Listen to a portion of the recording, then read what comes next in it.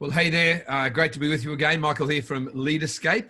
And I want to talk to a good buddy of mine, James Macpherson. James is not only one of the vice presidents of Alphacrucis, the college that I have the privilege of chairing, but is really a former journalist, pastor, really renowned for his ability to cut right through some of the political narrative and rhetoric that floats around the place. And we're going to talk a little bit about Easter Saturday. G'day, James. How you doing? I'm well, thanks, Michael. Happy Easter. Yeah, thank you. You too. You too. I was intrigued by, let me say, first of all, if you don't yet, no matter who you are, and this is going to thousands of pastors of the world, if you're not yet following James on Twitter, you do yourself a favor and get a bit of a smile out of it as well, and do that. What's your Twitter handle, James? It's at James Macpherson, Macpherson. What? Before we get into this, part of that is sport. You just love it. You are gifted at it. You're quick-witted. You seem to be able to cut right through some of the paraphernalia and political narrative that floats around. Do you really like it as much as it looks like you do? I love Twitter. I've got to admit, having worked as a journalist, I first loved Twitter because of the challenge, trying to say something pithy or profound or funny in just a few words. So I enjoyed the challenge. Yeah.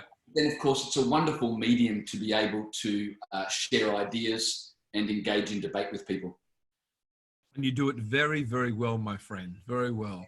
There's a few sparring partners you've picked up around the world, and I must admit, I enjoy reading what you say, but also I do have the odd wry smile at the arguments that you bring that seem to shut down some of the less robust arguments of some of your opponents. Well, so I prefer Twitter to Facebook, because Facebook people want to engage in arguments, whereas Twitter is just hit and run. So, You did a bit of a Twitter feed thread, I think they call it. I'm not a big Twitter fan. I'm a twit at times. I'm not a big Twitter fan. I'm more your Facebook, maybe Instagram. My daughter, 30-year-old daughter's trying to get me more do Insta stories and stuff. But so there you go. But I did I get your feed whenever you put something out. And I was very intrigued by some of the stuff you had to say about Easter Saturday. And particularly as I mean, we're living and breathing and sleeping and praying for lead pastors right now. My wife, Valerie, and I, Leaderscape, given the fact that most of them had to pivot their whole church in some cases 3 or 4 days, and 3 or 4 goes at it as the iterations of social distancing shifted. And I just felt like, man, I think for many of us, and I was a lead pastor for a number of years, many of the lead pastors kind of feel like the Easter Friday, Good Friday's hit, Easter Sunday hasn't come, and they're kind of in that Easter Saturday, that betwixt and between kind of period right now. Give us a few shots on the Easter Saturday thoughts that you had. Well, I've just always been intrigued by Easter Saturday, because of course Jesus is crucified on Good Friday. Oh. Jesus rises again on Resurrection Sunday. But what to make of Saturday? There's nothing in the Bible about Saturday, and yet Saturday happened. Yeah. And I've always tried to imagine what would Saturday have been like for the disciples when they seemingly are in no man's land. Now, we know in hindsight what's going to happen, but they didn't have the advantage that we have. Sure. Being able to look back in time. They were in the midst of it. And so Easter Saturday has always intrigued me. I suppose because, firstly, Easter Saturday is just a day of nothing. There's nothing visible. Yeah. There's nothing tangible. There's nothing happening, nothing. And yet the disciples stood on the edge of an incredible miracle, not even realizing it. And, it just occurs to me, Saturday is not the day to quit. Just because you don't see anything happening doesn't mean nothing is happening. And it encourages me to know that none other than Jesus' disciples themselves went through a moment where it seemed like absolutely nothing was happening. And I think as leaders, we all go through periods where there's nothing tangible, there's nothing visible. For all intents and purposes, there's just nothing. And yet, sometimes nothing is as close to a miracle as you've ever been. It's not the time to quit. It's the time to just hold on, because tomorrow will come. So good, so good. No, really, and I think that it's not only generally poignant, but it's very specifically so for where many find themselves right now. I mean, there's that song that came out of Nigeria, I think, that kind of hit the Christian pop charts. A great song called Waymaker, and it says, even when you feel it's not working, even when you can't see, even when you can't see it, he's working. Even when you can't feel it, he's working. And that Easter Saturday, though, you're right, on top of the earth, if I can say, nothing was happening. Jesus was dead in a tomb. There seemed to be, Paul gives us some insights about what was going on in the spirit world as Jesus went down into hell and so forth. But for all intents and purposes, on the surface, they were just trying to keep out of trouble. They were trying to keep out of harm's way. There was a whole lot of fear on Easter Saturday, that maybe even more so than was happening on Good Friday itself. And I think for many guys right now, in the face of the invisible enemy, the coronavirus and all the implications of that, including their own people, the fear of health, the economics of it, the scattering of their churches. There'd be a fair bit of fear happening in the Easter Saturday moment for a lot of pastors right now. Yeah, I think Good Friday is bad, but at least there's stuff happening. Yeah. So you're caught up in the crisis and doing everything that needs to be done. But then on Saturday, all the activity that has distracted you, that's all stopped, and now you're just left with nothing. That's a difficult place to be in, and yet we've all been there, and at some point we all will be. Even the quiet after the storm. Now this Sunday, being Easter Sunday, we had 2 or 3 shots at getting online. First one, many go, oh, at least we're online. I spoke to one poor pastor who got online the 3rd attempt. His first 2 service times, the whole thing crashed the first week. Next week, we improved a bit, and we knew Easter Sunday was coming. So if we're going to get it right anyway, we're going to get it right Easter Sunday. But now there's a bit of a lull, and it's like, okay, I'm spending most of my time talking to guys about what's next. What do we do now? Now we're online. Let's not stop there and hold our breath for the next 2 months and hope that we get back to proper church. But let's understand that God is absolutely got a plan in this moment in time. What are your? I mean, you pastored for many years before coming on team and taking up a VP role at Alphacrucis. I'm sure there were many times for you, James, where there was that in between time, that feeling of nothing, going on. Yep, plenty of times. More times than I would want to admit. So I just think that you keep doing what you know to do, and you keep holding on, because the seasons always change, the wheel always turns, and so you just keep doing what you know to do to the best of your ability, and know that while you can't see anything, God is moving, and eventually that will become apparent. You mentioned in one of your tweets today, the thread. It's the day of my God, where are you? And heaven is silent. And I know that there were moments once you get to know guys a little bit, they tend to get a bit honest. And they said, man, in that first week, one guy said to me today, I nearly lost it. He said, I was on a Zoom meeting, and my team were there, and I was running. He said I was doing like 14 hours a day, and it's like, and he said I had to pull out of the Zoom meeting and say, guys, I'm sorry. I don't know what's going on with me right now. But he went and just went for a walk, and I don't think he's the only one who felt like maybe heavens were a bit brass or stone cold, as you put it. Yeah. Well, I'm sure on Easter Saturday, there would have been painful cries of, why, God, why? Of course, those cries on Saturday were met with stone cold silence. But we know there is a reason, and in his time, he will reveal it. And he did. Yeah. We want answers. God just wants us, our faith, our trust. And so I think that's really important. If you have all the answers, faith is not required. It's only when we are groping around in the dark So good. it's necessary. And so we should expect, regardless of whether we're leaders or not, that there will be times where we do feel like we're groping around in the dark. But we know that God knows what he's doing. And like I said, we always want answers. God doesn't always provide answers. He just wants us, our faith and our trust. I have a number of partners we work with, and they just open new buildings, and it's like, you know, the you've done that, the crescendo, the build up, the blood, sweat, and tears, the bruised knees from prayer, that sense at times, am I going to make it financially? Is it going to work out? You get to that place, and then COVID-19 hits, and I think that.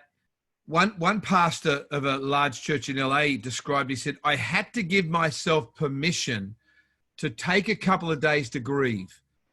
And he said, I did that. He said, I said to my team, I got nothing. I don't know what to do right now, but I will. He said, if I spoke, it'd just be words. I'm going to go and spend some time with God, but I just need some time to grieve. And I think the most dangerous cycle here is grabbing too strongly a hold of where we've been, and therefore a spirit of regret and kind of, if only this hadn't, if only I'd have got into the building 3 weeks before, if only whatever. It's the day of if only, isn't it? Totally. I mean, I can imagine the disciples on Saturday would have had a dozen if onlys. If only I'd spoken up, if only I hadn't run away, if only...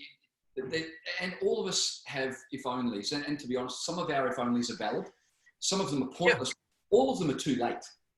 We would live our entire lives saying if only, but the grace of God is that he gives them one day. Wow. He gives them one day of rueful regret before lovingly bidding them to look up from their if onlys to me only. And it's incredibly important. Everyone can take a moment to be disappointed, to grieve, to ruminate over what was. But the Lord gives them one day, and then Sunday, okay, we're not looking back anymore, let's look forward. And I think it's really important in this season that we don't spend too long poring over the entrails of what was. Sure. There's a new season coming, and we've got to quickly move beyond the if only we'd done that, if only we'd seen this, if only we'd prepared differently, to we are where we are, but there's a new season coming. Let's move forward into that. And you battle these guys on Twitter every day, but I know that probably nothing has got me more cranky at this season than Christians putting the boot into the church about time and so forth. And on the other side of the fence, we're supposed to be on the one team, right? On the other side of the fence, it's a day for skeptics. You know, thank goodness they're not using those buildings anymore. They should sell them and give it to the poor and that kind of stuff. I guess that is a bit characteristic of what may have happened back in 2000 plus years ago. Well, of course, Saturday was the day for skeptics, wasn't it? How right all the skeptics seemed on Saturday. Totally. How accurate their predictions, how superior their demeanor, how smug their expressions, how self-righteous. Wow. They had a field day with the disciples on Saturday, and they were right for one day. Yeah. There's an old expression, every dog has its day, but it's just a day.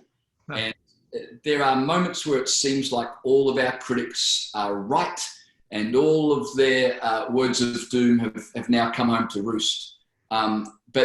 But of course, on Sunday, every critic is silenced, and that was just around the corner. I think it's really important to not give any credence to the critics and to shut them out as much as you can. Stay focused on what you know and who you know, which of course is the Lord, and just recognize every dog has its day, but it's just a day, and it will soon pass, and our righteousness will shine as the new season dawns.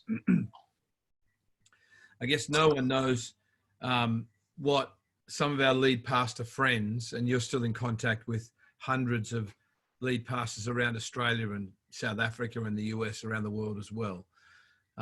No one will ever know the consternation in the heart and mind of a lead pastor that is told one day in a press conference, you cannot even gather with 10 people on Sunday. And the truth is, for everyone else, it's inconvenient. They move on because they've got their jobs in mind. They're moved on because they have got to cancel, and I don't mean to be glib about this, but the party or the social on Saturday night, the footy's cancelled. That's a big sacrifice, particularly for Aussies.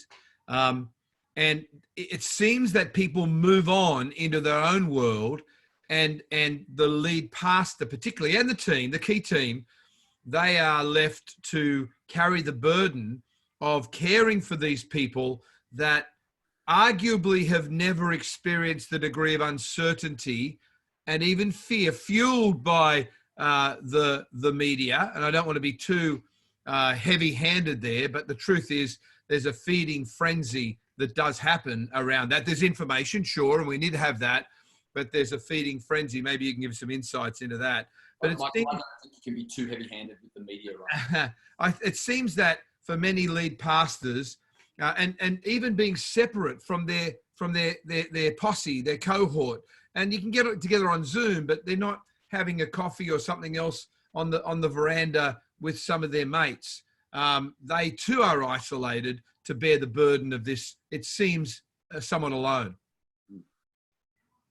Well, I mean, the disciples would have experienced that on the Saturday when they are left with the ashes, but everyone else is moving on with life. The disciples are carrying enormous pain and this enormous weight, but the world around them is continuing on, and obviously people have got to make adjustments, but nothing like what the disciples are carrying. And in this sense, I think sometimes nature adds insult to injury.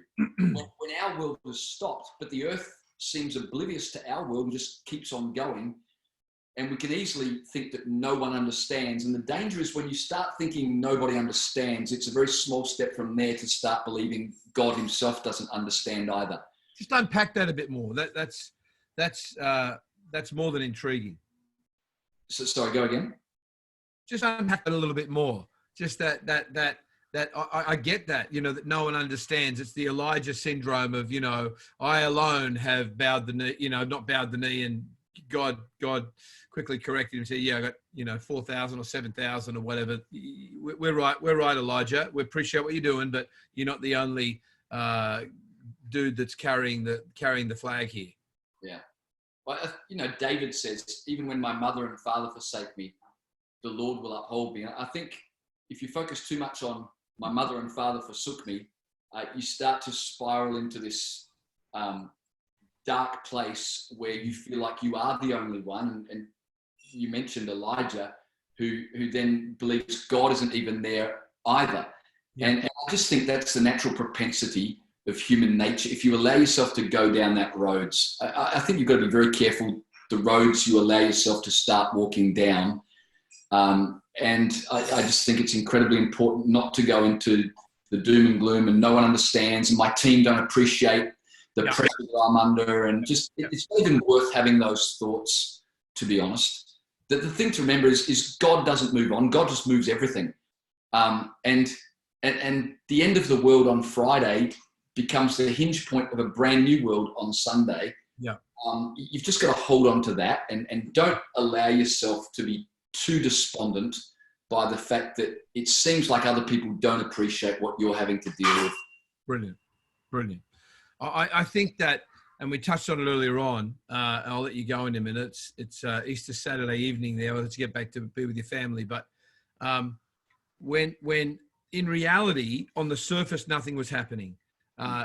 For all intents and purposes, in the disciples' mind, all they had to hang on to was the promise of his resurrection. And it seemed that, depending on the rendering of that, it seems that they were holding on to that in a pretty shaky kind of way. They weren't, it seemed, full of faith on that one. They were at best, oh, well, we better hang around. And yet Jesus was very active in the spirit realm. And in this moment in time, and though it feels like the church has been put on hiatus, we can't meet in our buildings. We've had to, almost as a consolation, at least we can go online. And yet I believe that there's something rumbling in the spirit world where God is potentially raising up something. And I'm declaring it to everyone that will even listen, and sometimes those that aren't, that God's plan in this is that the church would grow and thrive, not just survive. That there's something about, in fact, I got thinking about it, meditating on this morning, and the need for healing, and that I can honestly believe that the Spirit of Almighty God is going to go through the aperture of cameras and explode in a healing wave on screens all over the world right now. Most guys are saying, our viewership's up 4 times, 5 times, as people are getting to put a toe in the water without entering the doors of a building. Honestly, even though there was nothing apparently happening on that Saturday, there was a whole bunch happening. What do you think about what God's doing right now? And then I'll let you go. I think one of the things you've got to understand about the Christian faith is that the history of the Christian faith is not linear, it's cyclical. And if you study history of the last 2,000 years, the church goes through cycles. And many times throughout history, it's appeared that Christianity has gone to the dogs. And each time it was the dog that died. We might just be on the verge of a great spiritual awakening. Yeah. Think about this, Michael. For the first time since World War II, we in the West are facing mass death. I've been watching, as many have, the horror of mass graves being dug in parks in New York. We think of mass graves as something that happens in Africa, a million miles away from our reality.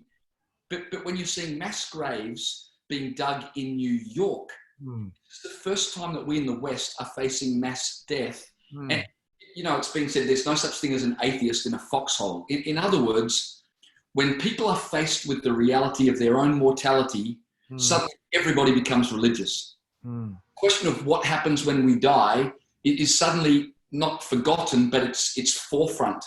And whilst we're horrified at what we're seeing, it is at least causing people to have to confront the reality of their own mortality and questions about eternity. Not only that, but COVID-19 has brought, I think, some much needed humility to those of us in Western countries. Yeah. We've become so proud because we long ago air conditioned our cars. We can now set the temperature in our homes. We can even air condition our sports stadiums, and we've come to believe we can set our preferred temperature for the planet. We are gods. And then a bat flu reminds us we are but dust. Yeah. Gods don't need to pray, but people suddenly conscious they are but dust know they need help. And there's been a hashtag that's gone around on Twitter for the last year or so, hashtag thoughts and prayers. And it's become a term of derision, where people who are not yet of the faith make fun of thoughts and prayers as if they are worth anything.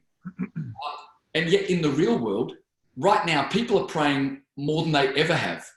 The number of people searching the word prayer on Google, according to a University of Copenhagen study released just recently, the number of people skyrocketed in March of this year. With every 80,000 new cases of coronavirus, the number of Google searches for prayer doubled. A Pew poll just recently found 55% of Americans have prayed for an end to the pandemic. And that's not just in the Bible Belt states.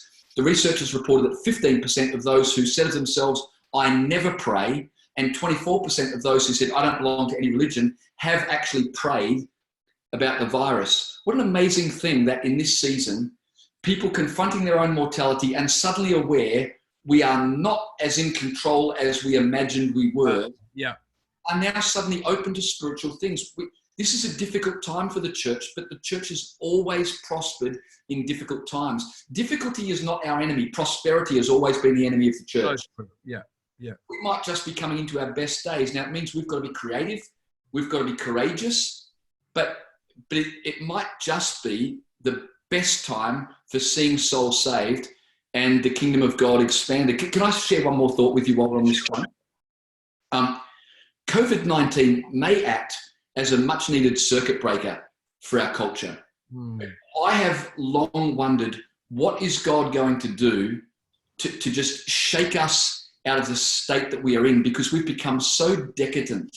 You know, a culture has exhausted itself when its most pressing issue is which personal pronoun must be used for a man who insists he or she or whatever is a woman.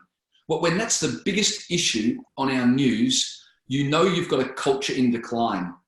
And then all of a sudden, out of nowhere, we are right back to basics. No one's talking about identity politics. No one's talking about which personal pronoun you should use. We're all talking about the importance of family, looking after your children, caring for your elderly parents. Suddenly we've got humility. Suddenly we're praying. Suddenly we've got time to think about existential questions that we've been avoiding. Suddenly the conditions are boding very, very well for a spiritual awakening. And that's why, even in the difficulty we're having in terms of doing church, we've got to embrace this season and not become despondent, but actually start to get excited that if we take the opportunity we have, we could actually see God do something the likes of which we've never seen, at least in our generation. James, on that note, that poignant note, I want to thank you for your time this Easter Saturday evening. And whether you are a lead pastor or an executive pastor, maybe just someone that has been attending church, or maybe someone that's been somehow this gets shared and comes across your screen, let me really encourage you that though we've been addressing Christian leaders in the main in this 30-minute interview, that this is as relevant to you as anyone. There's a God in heaven that really, really does care for you. He cares for the pain of humanity right now. And just maybe as one of those that has a little more time on your hands, just maybe as one of those that for whom some of the distractions have been put away, just maybe this would be a time when you start to ask some of those questions and even ask them of him from wherever you sit and wherever you are in the world right now. James, a big thank you for being with us. Loved again our time together, and Easter Saturday, not as ordinary as we might have thought. God bless you, my friend. Great to catch up with you. Thank you. Nice.